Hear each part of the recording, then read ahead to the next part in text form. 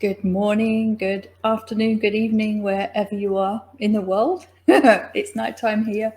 Could be any time of the day. It's nice to be back. We've been away for a little while. We'll talk about that in a minute. I'm just going to say for anyone joining us, if you have questions, use your caps lock because we're sat a little bit back from the screen and my eyesight's appalling and I can't see unless it's in capitals. If you don't know much about us, we have a website. The address is in the little blurb box, that corner. www.thetaconnection.com with a couple of dashes in the middle between the words.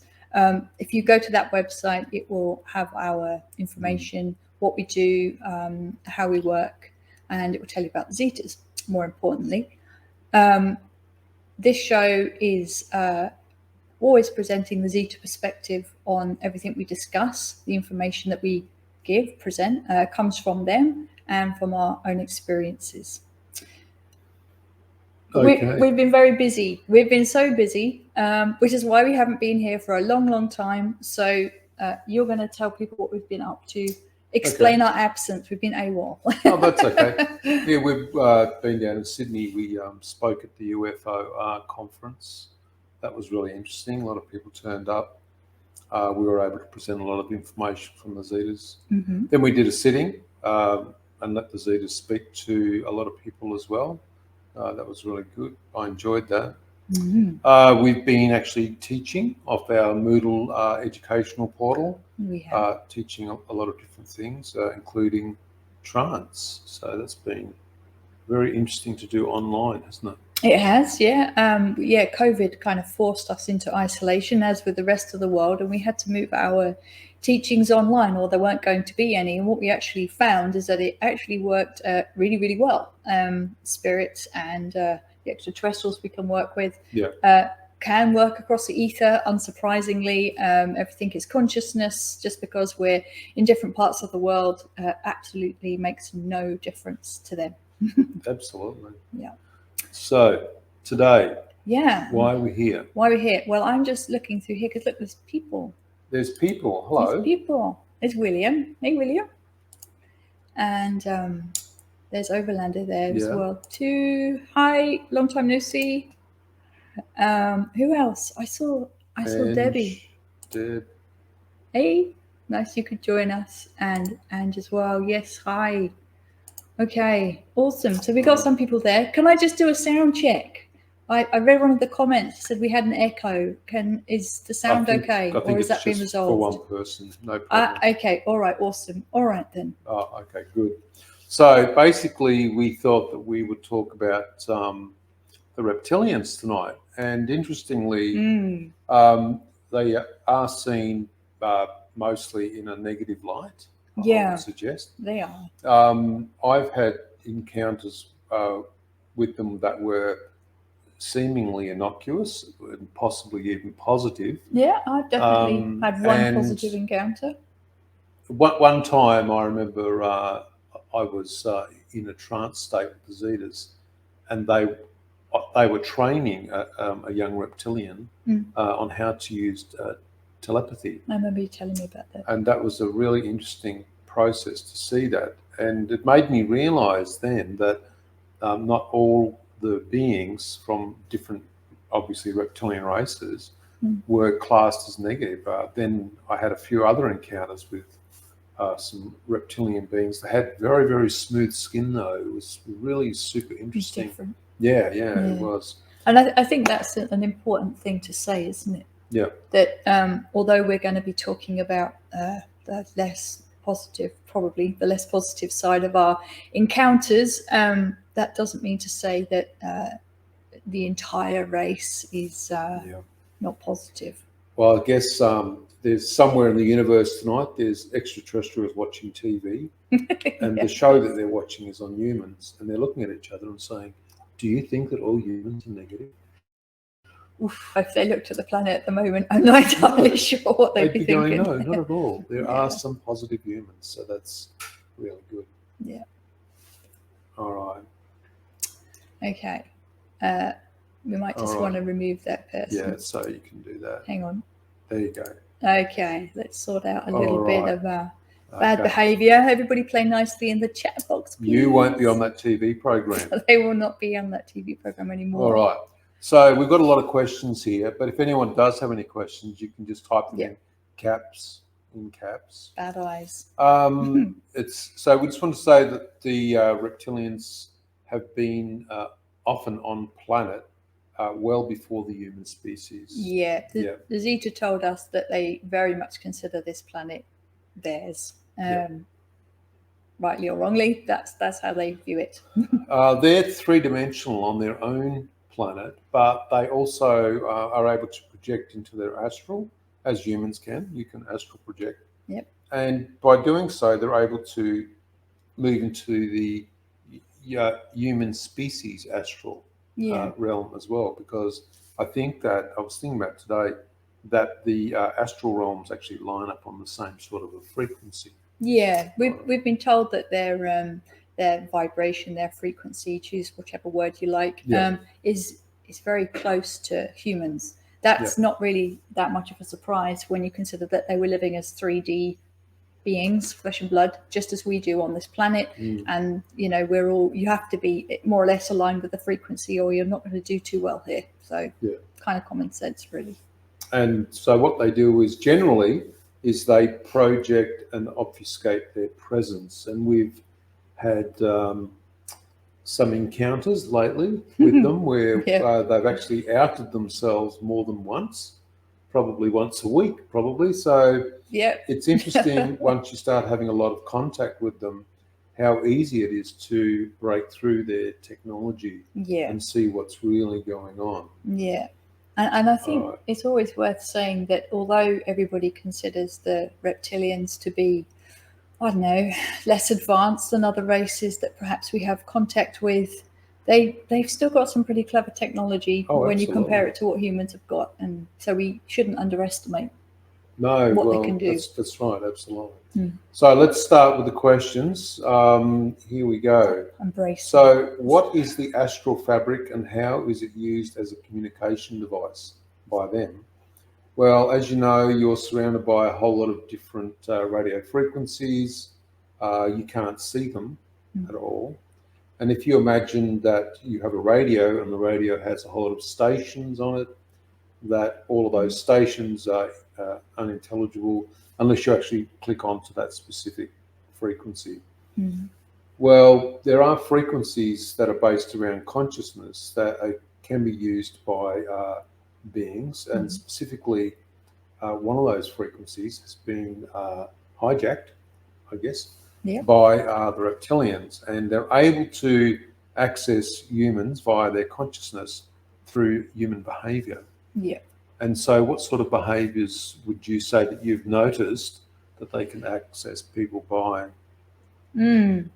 Well, I don't know why they seem to be unable to generate their own energy when they're in this environment, but that seems to be the case. And because of that, they like to tap into the lower frequency vibrations that humans generate. So they're quite allergic to love vibration, which is going to be handy to remember as we go along this evening. But they really like arguments. They like a lot of addiction behaviors. They like trauma. They like drama. They like chaos.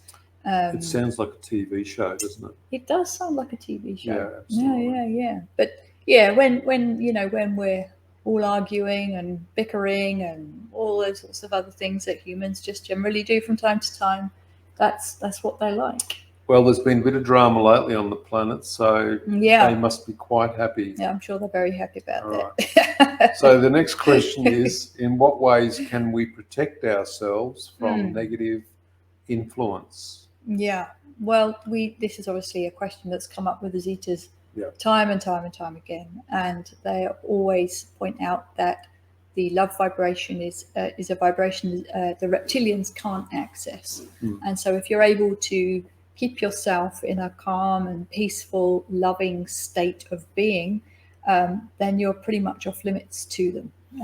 Do you think, though, that you could be in a situation where you'd be okay and then all of a sudden get triggered? Yeah, absolutely. You see, this ideal situation it sounds great on paper or as you talk Yeah. about it, but the reality, as we all know, is different. That you drive cars. Yeah, you go shopping. You have to get out there and mingle with humanity, don't you, on a day-to-day basis? Even if you don't want to admit that you do, that's what we have to do. You'll have to go buy food or make food or whatever. We have to go to work. We have to deal with kids, we have to deal with friends, family, relatives, all of that human stuff. And there are going to be occasions where we get triggered by people's behavior, people's comments towards us, unexpected incidents, all manner of things can trigger us. It catches us off guard. We forget ourselves and we just react. Yeah. We've been told that, the best thing you can do is to learn to control your behavior. And if you can, be an observer of your behavior, be mindful about how you react. There's a great phrase out there that says, you can't control the actions of others, but you can control your own action. And so if you have the strength of mind to be able to stop, count to 10, observe the situation, and respond in a calm way that doesn't inflame, aggravate the situation, then that's going to be really useful. Well, Overlander says practice gratitude frequently. Yeah, and of course, kindness as well. Yeah, but absolutely. It still doesn't stop people from being susceptible to these influence. trigger events. It is, but yeah. I guess what we're talking about here is more of an influence rather than a random occurrence. Yeah. Yeah. So, how concerned should we be about the influence of these reptilians? I'm not concerned about it because their actions revolve around our ability to work at a higher vibration. That's right. But I guess if you've got a lot of drama around you, then you should be looking at, well, who's benefiting from that. Yeah. It's certainly not going to be you if you're in the middle of it, is it? It's never going to be any fun. Yeah. And are they trustworthy? I don't know. I don't know if they're trustworthy. I don't believe that they're trustworthy. I have to say I would not trust a reptilian no matter how they presented themselves to me. I just couldn't. I think I just know. I think obviously the way we're laughing, it's just because we've had so many encounters, and in the end, it's more about if you have continual encounters that look like they're something else and not what they're supposed to be, at some point you've got to go, well, why is there this continual deception by them? Yeah. We'll give you an example. You could be asleep and dreaming about something, and next thing you see a grey alien in your dream. But if you look at the grey alien for a continued length of time, you may find out that it's actually not a grey alien at all. Yep. And we've seen this a lot, that technology is used to create some sort of imagery over the top of who's really there. And it's a great way to, that way, not me, not them. It's sort of, that's how it works. Yeah, that's very true. We've experienced that a few times. We have. I'm just going to read that comment. It feels like Paul and Sian is saying that if you respond instead of react. Yes, you'll have a calm and cool way of being. Yeah, absolutely. And it's that whole counting to 10 thing and just going, okay, what's the problem? Rather than just going, wow, at somebody. Yeah. So would I say that the reptilians influencing people on the planet? I suggest that they are. Yeah. Absolutely. To what degree? Who knows? I've That's sort of got anyone's this guess. theory about that. Go on. I think that you can't be influenced unless you allow yourself to be. Yeah. But it just means that you have to be mindful, and not everybody's perfect. We all are non-perfect. It's more about if you're mindful of what's going on in your own behaviour, then it's not too hard to spot what's going on. Absolutely. And as easy as the Zetas make it sound, if you can. I'm not going to say the reptilians are easy to clear. They kind of are, but if you don't know your energy, you haven't practiced, be it mindfulness, if you haven't practiced raising your vibration, then obviously it's not easy. But if you are able to do those things, it's quite easy to kind of catch them out on their behavior, and the influence will stop quite quickly.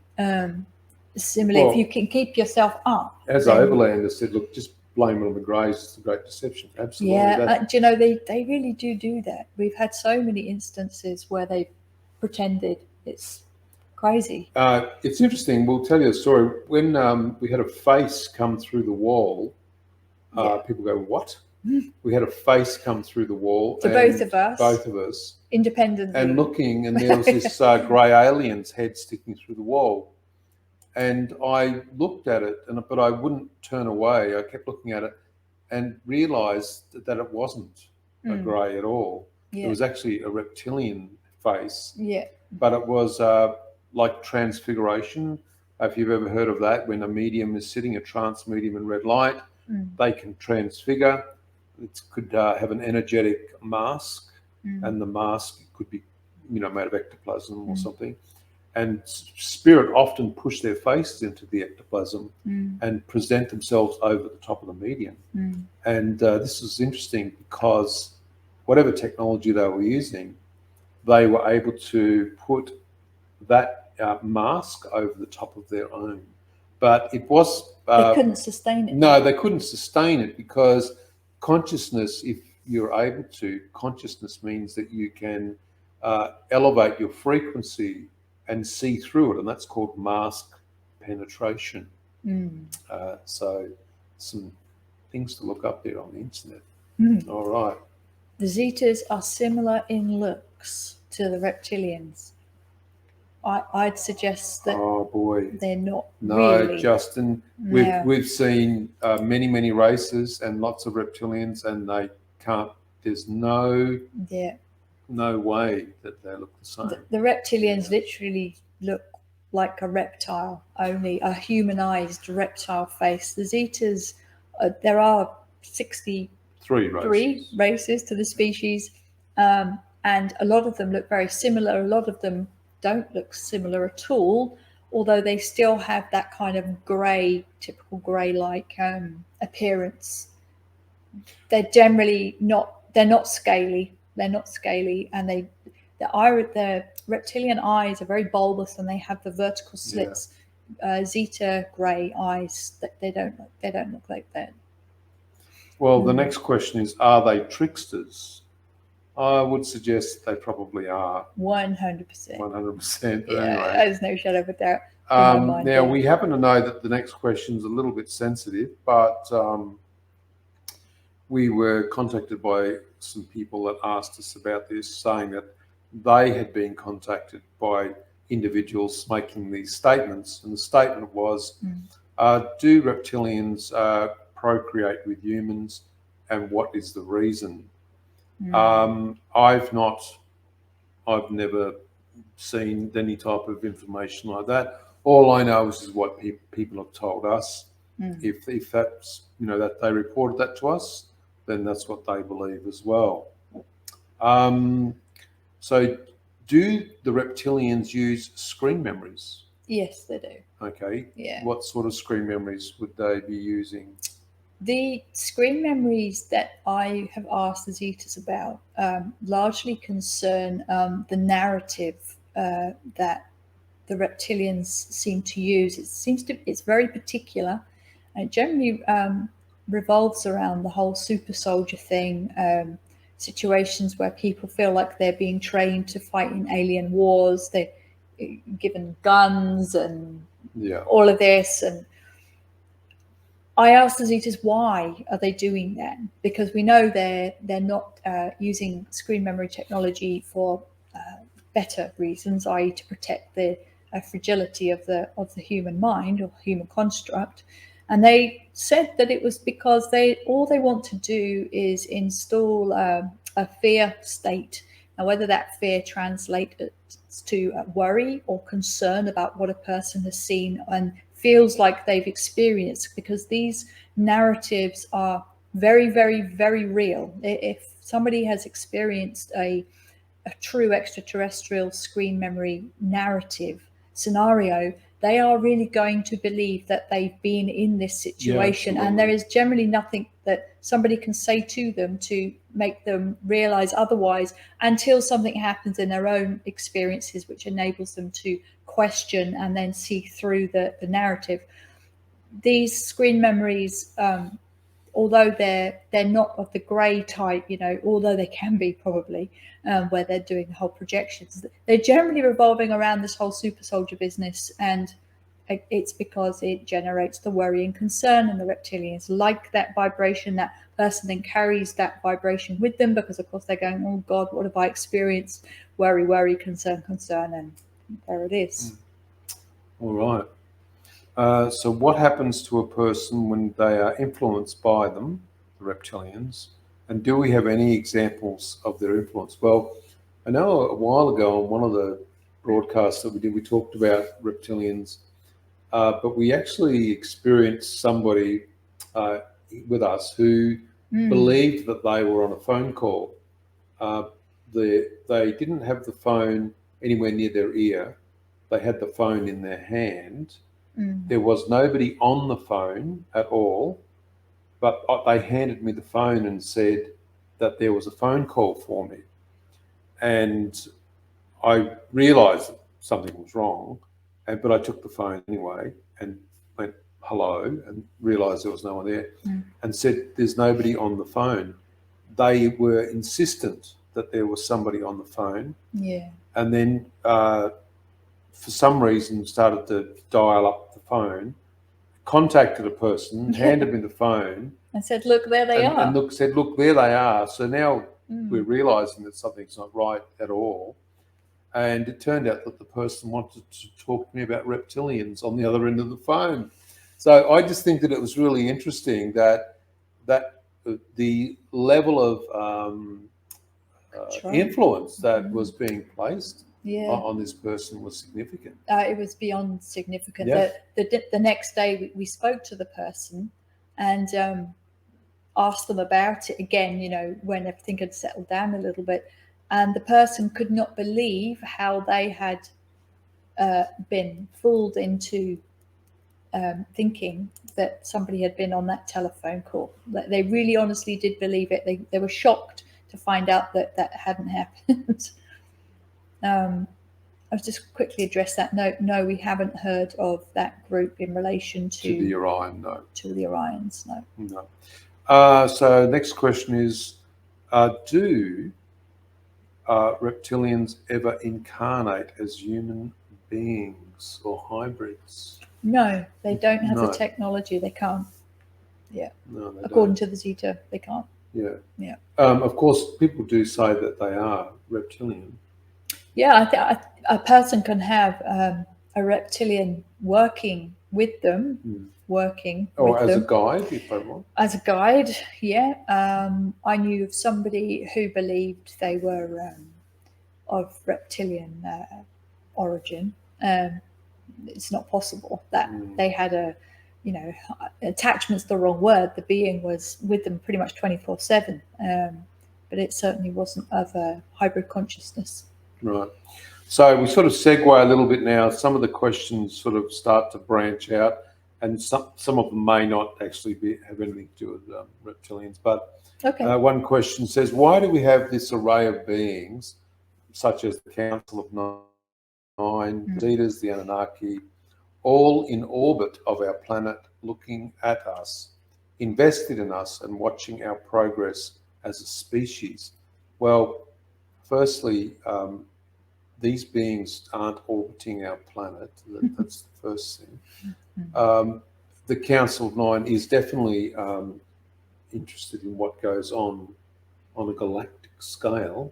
Some people may call the Council of Nine the Galactic Federation. I don't know. But these beings are interested in us. They're invested in us because they themselves were once a species that was struggling to move past their technological edge. These more advanced races are looking to support humanity, but of course we all have our own free will, and that free will means that we cannot have our free will overridden, and so that's why they look like they're just watching, but generally they are trying to work with the race as well, the human race. All right. Back to the reptilian question. Why are they watching as a group of negative reptilians? This is a question we've been given. About the Council of Nine. About the Council of Nine and others. Why are the Council of Nine and the Zetas watching as a group of negative reptilians sabotage the human species at every turn? Kind of does feel like that. Well, I don't know. Don't you think that it's more like, should we want to be saved or something? Yeah, pretty much. Yeah. It does kind of feel like that. Yeah. I mean, when we realised that humans are more than capable of doing the things we need to do in order to avoid being triggered and being susceptible to their energy draw, we'll call it that, by raising our frequency, which we can learn to do that, and by being the observer of our own reactions, emotions, you realise that we are more than capable of managing this. It's just that quite often we don't give it a second thought, and that's where we get into trouble. Yeah. Next question says, these reptilians seem to pump a vast amount of resources into keeping humanity as a primitive, fear-based and war-like race or species. I don't think there's an answer to that question. I think that's more of a statement. More of a statement? I think that's how the person's feeling. With currently what's going on, it certainly feels like it. It certainly feels like it, doesn't it? So here's the one that's pretty interesting. I don't know where they get their percentages from. Not only does 95% of the human population not even know that these beings are doing this, but clearly all ET races watching us are fully aware these beings are doing this to us. But it looks like they're doing nothing to help us as a species. Why is that? Because I think the human species needs to grow up. Oh, no. How are we ever going to evolve in consciousness if we can't even manage the basics? Keeping ourselves up and observing our own behavior. I mean, our kids are in school. They need to learn. They need to learn from their mistakes. They need to grow, and so does this race. Yeah, it's very simple. There's angels are life. Do reptilians have human hybrid children? Certainly not of consciousness in the same way that 30% of humanity is a hybrid of consciousness from various extraterrestrial races. I mean, is it even possible anyway? They're not even able to disseminate their consciousness that way. They've got to use the astral. Yeah, I haven't specifically asked the Zetas that question, but I have a feeling the answer would be no. We know they can't create hybrid humans, and so I don't see why they'd be able to create hybrid. There's certainly some technical issues there. When you think about your animation, the way you're animated at pre-birth, You're animated via spirit people, and so spirit, the higher self, comes in, animates the physical form. Yeah, They're unable to do that. that's right. They can't do that. Yeah, but also the abductors, which is one race of the Zetas, or the The Greys, expelled race. the of expelled the Zetas. race, unfortunately, Mhm. they're unable to do that as well. That's right. They Yeah. don't have the ability. They don't have the technology, and more importantly, they don't have permission of spirit realm beings to do that. Permission. Free will. Okay, there you go. Here's a really interesting question. Are the reptilians in control of spirit realm? No. I'd No. suggest the Anunnaki are in control of spirit realm. Well, spirit realm's technology. That's really what it is. There's many reasons why it's a technology as well. Yeah. But that is a very protected space. Yeah, very protected space. Very protected space. Yeah. And so the question is, and it leads on to a very, very interesting subject: what happens to a person when they die? Do they go to light? Should we switch over to spirit realm thinking in regards to this? Yeah, I think you're going to have to start at the beginning. The beginning. Once upon a time. Once upon a time. So basically, I've had a lot of encounters. We're both mediums. We've encountered spirit daily for many, many years, which gives you the chance to then talk to them about their perception of where they are. A lot of these spirits, they don't know what the light is. No. That's the first thing. So I know that there's a lot of discussion and literature about going to the light, but from their perspective, they're quite happy where they are. You could call it the real-time spirit realm because it's blended in with the physical environment. So they're able to be around the living as well.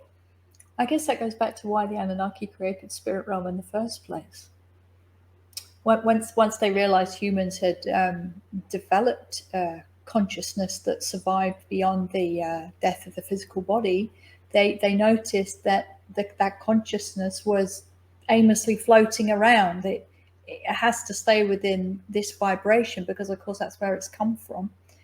They created spirit realm to give those consciousnesses somewhere to go and carry on their experience and to reincarnate into the human form if they wanted to do so. Right, and then what about the light?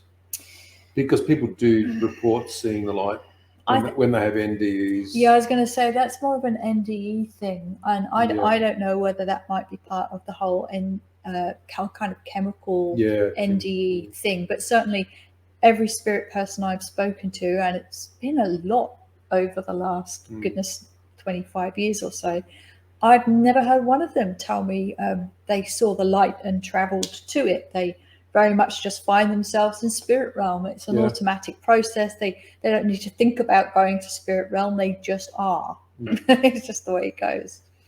Yeah, we all go through the same door. That's right. Yeah. Unless we use the gateway. And all right. Are you going to talk about the gateway now? No. Completely going to segue right past the gateway. If every single human on Earth became aware of their influence overnight, would this give us the power over them? Became aware of the reptilian influence. Yes. That's why they don't want us doing this tonight. Well, talking about there would be. Well, I think I think we've been pretty balanced.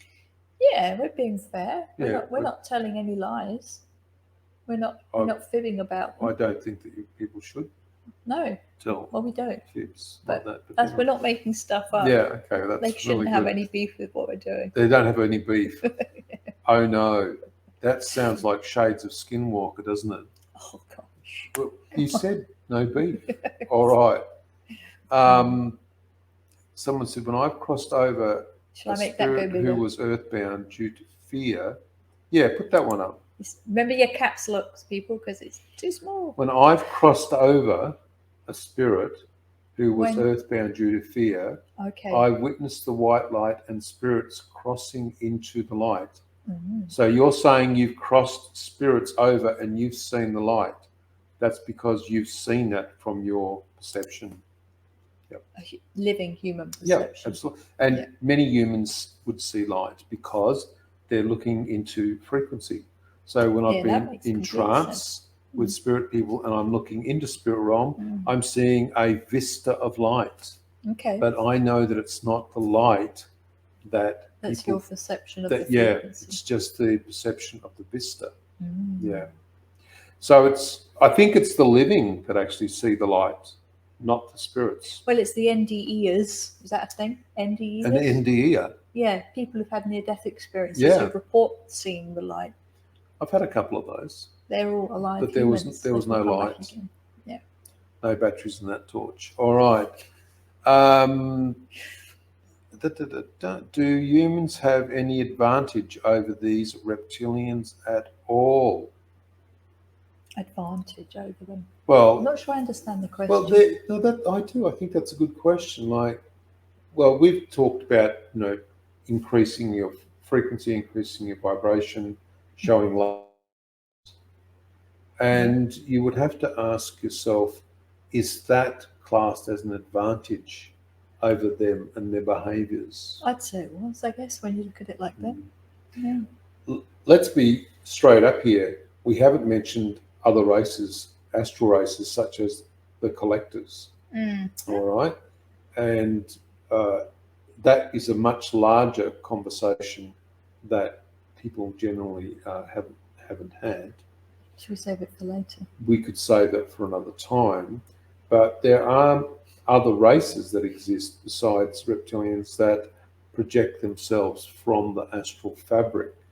Yeah. But the reptilians are not the only ones that do that. Oh, there are many races Yeah. existing in the astral. All right. If they are physical, and are they located on Earth? I don't know. Can anybody really They're answer that? physical on their own planet. They're physical on their own planet. There's a question. Can the greys, the zetas, be a bluish colour? A bluish colour. We haven't come across any bluish zetas. It's interesting that the more you learn about them, the more contact you have with the race, the more you realise how little information you actually had in the beginning. We've seen quite a few variations of. I think we've met about 7. Is it 7? 7 races. 7 of the 63 races of the species. None of them have been bluish, but that doesn't mean to say that there couldn't be. Actually, one race looked like they were polished stainless steel. They did. I mean, that could be an external suit or something they were wearing, but yeah. There's another one there. Hang on. Do they pop up in dreams? Time for the first time seeing? They can do. Hang on. We're talking about reptilians or zetas? Yeah, we need to clarify who's popping up in dreams. We'll wait to see what you're saying. The reptilians or the greys? The reptilians definitely pop up in the astral. If you're astral traveling, or that kind of funny state before you get to, the reptilians pop up there, as do the abductors. The abductors also operate in the astral. Another thing is with the reptilians is they run the narratives in the dream states as well. So some people think that they're being abducted, and they're not. They're just living a narrative, or they're reliving a narrative. They're reliving somebody else's abduction experience. Well, races are able to replay that narrative to you in the astral state. So you could be asleep and be in the astral, just be, doing all of the usual dream state stuff, and then all of a sudden relive an abduction experience. Yeah, that's always fun. But which has happened to you as well. That question was about the zetas. The zetas, what? Popping up in dreams. Yes, they can. Yeah, so the zetas do work in dream states, of course, and they do that for very good reasons. Yeah. It's easier to contact somebody in their dream state because the possibility of them damaging what is classed as the local construct which is the mind of the human is limited at best to damage. Yeah. Whereas if you're awake, fully cognizant, and you have a physical encounter with them, you're going to get your ability to have psychological issues after that is quite high. As you may have heard, Gary Nolan has been tasked to review medical records of military personnel, and those people that have reported and seen UAP, some of them actually have physical damage to their brains after they've had an encounter.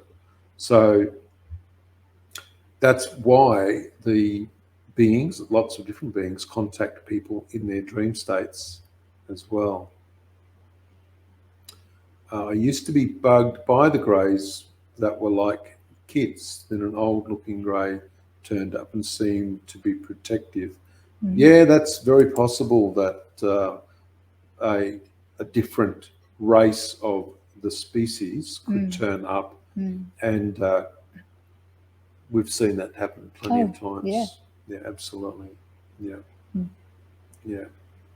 All right. So next question is there's loads of questions. The Zetas have said about the reptilians they work in secret. The less attention that they draw to themselves, the more they can influence another. That is true, that the Zetas have said that. One thing is we've written a book a long time ago, myself and William Treneat, who's in the chat tonight, and it was the very first scientific type book that was put out, and it's called A Primer of the Zeta Race, and that has chapters in it about the reptilians as well. It does. As well as many other interesting chapters. I was looking at the book tonight. It's 500 pages. What, the primer? The primer is 500. Yeah. The other one that William and I wrote was the channeled or tranced material by the Zetas. The raw transcripts. The raw transcripts for the Zeta interviews. Yeah. And that's nearly 700 pages. Yeah. They if people want to look at those, they're available as just a free PDF download of the website. If you go to the website address, go to publish material down the bottom of that page, you'll see I think there's three actually, cosmologies up there as well. Yeah, William's other book, Extraterrestrial Cosmology, is there as well. Yeah, you can read those. That's a pretty interesting book. I like reading about the craft and the toroidals, the toroids that are used by the craft to navigate. Yeah, the donuts. The donuts. I call them donuts. Donuts, there you go. Come on, next question. All right, we're never going to get through them all. Do the reptilians have a base on the moon or under the earth somewhere? I don't know. I have no idea. But if you do and you've got pictures, I'll be interested to see them. That's what somebody asked me today, by the way. What did they ask? I had made a statement about some reptilians, and they said, do you have a peer-reviewed source for that information? What was the information? Oh, I don't know, but it was more like, I'd be interested to see any peer-reviewed information about reptilians by any scientific body. Anyway. That could be interesting. Yeah, that would be very interesting. You have mentioned, I guess they're talking about me, that reptilians draw energy from people's behavioral energy. What is this energy, and how do they use it, and what do they use it for? Well, we know they certainly draw the energy for their own sustenance. Is that the right word? Yeah. Food, sustenance.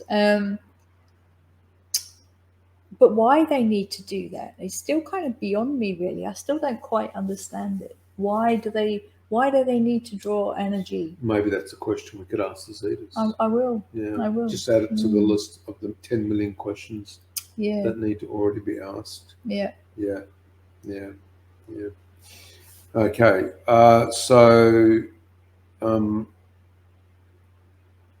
Let me have a look at this question. We've got an answer to our question there. Okay, we're looking for the peer review, the peer review document now. Yeah. Okay. The thing You've is- been on it. Fair enough. But peer reviewed. Probably Okay. not peer Anyway, reviewed. whatever. Yeah. Did the reptilians evolve or originate from Earth? No, No, they no, not didn't. at all. And there are many habitable planets in this galaxy, and the NASA and those places are finding more and more habitable planets every day. Mhm.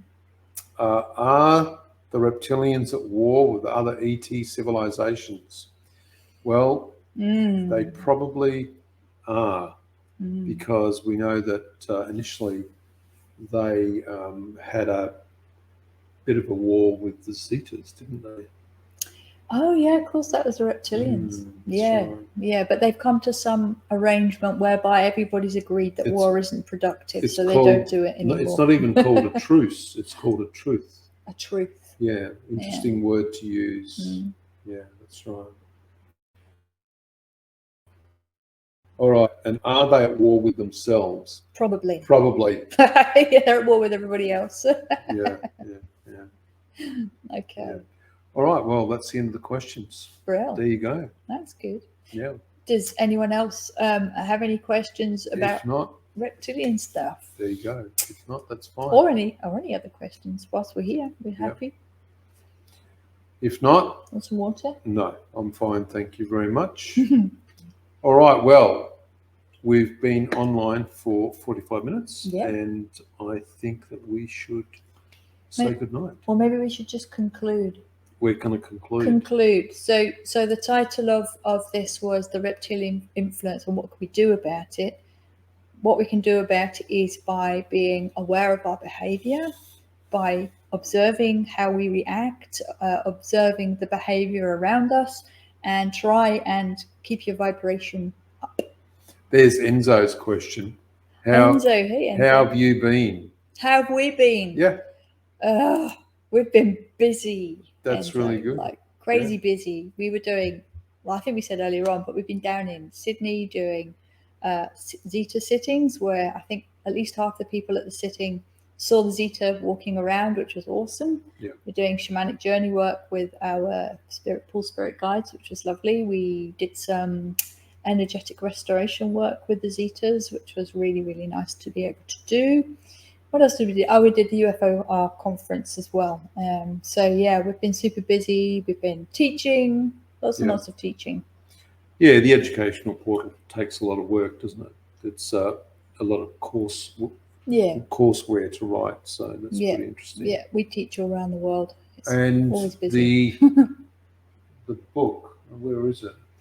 I don't know. Oh yeah, you did your new book. I forgot about Paul's I've book. got to try and get it out from under a glass of water. Oh God. Yeah. So the cover's a bit dark, but it's called Inside the Hive Mind. Yeah. And that's a really your stuff. Challenging book, by the way. Lots of interesting things in there. Yeah. All right. We won't tell them about the stuff you took out. The stuff I took out. Yeah, okay. That'll be in the second edition, right? The second edition, yeah, that's coming out next week. So yeah. Okay. Well, it's nice to be back and see some familiar names. I can't say faces. All right. We'll leave it there. We'll be back next week at a more US Canada time, friendly time, so it's not the crack of dawn for you guys. Yeah. All right. That's it. Okay, we will see you all shortly. Take care. Have a good week. Bye. And see you later.